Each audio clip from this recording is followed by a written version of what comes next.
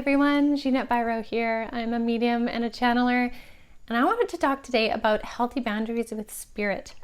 We talk about boundaries all the time now. It's like common language in regular conversations, having healthy boundaries with self, with people, say with food, with alcohol, with whatever. What about healthy boundaries with spirit? Now, this is something I talk about often in the courses that I teach, but I think it's really important for anyone who feels intuitive in any way, is the idea that we also have free will to set healthy boundaries with energy and with spirit. And I say this because there are a lot of people right now really being overwhelmed by the energetics on the planet right now.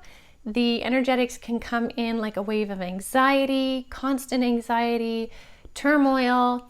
And yes, there are very logical, brain-based manifestations of that. We are all in the midst of asking ourselves all kinds of different questions, noticing the polarity on the planet, opinions, truths, all of that.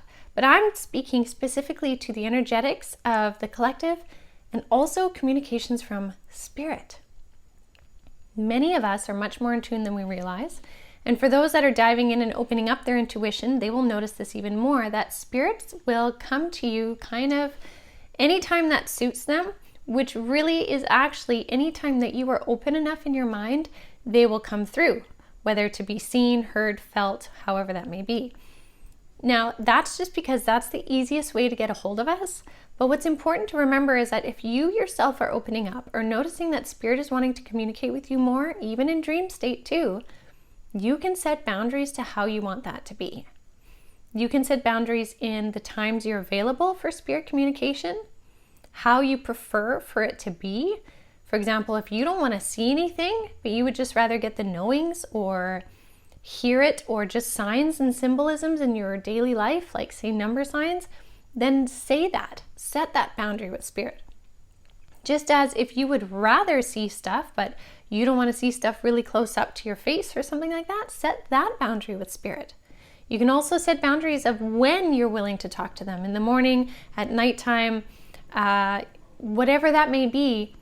Feel the freedom to set the boundaries, because free will is your human right, even with the spirit world. The spirit world has to, it's part of the energetic contract to respect that, all kinds of energies. So you can set that with your own spirit guides, as well as with any pesky energies, energies you do not want to have around you. You can also set hard boundaries and parameters by stating what you are comfortable with. If you don't want to be pestered by lower frequency energies, you can state that.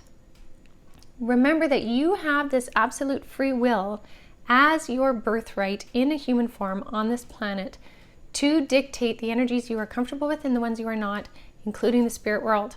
So I share that so that you can make the most of your exploration into the world of spirit, knowing that you can still set some comfort measures and safety measures, and you are not bound to the will of spirit at any point in time. You also can set your boundaries for peace, for relaxation, for time off, for being just super 3D, as much as you can set your intent to dive in and fully open up. So I hope that helps you guys really stand in your truth and your power of who you are as a human being on this planet. You are here for a reason. You are connecting with spirit for a reason, but it doesn't have to happen in a way that totally overwhelms you. You can take the reins and really set the pace for what's comfortable. So I'll leave you with that, you guys. If you're looking to dive in more into consciousness and all that kind of stuff, check out avalonspirit.com, as well as the Ginette Biro podcast.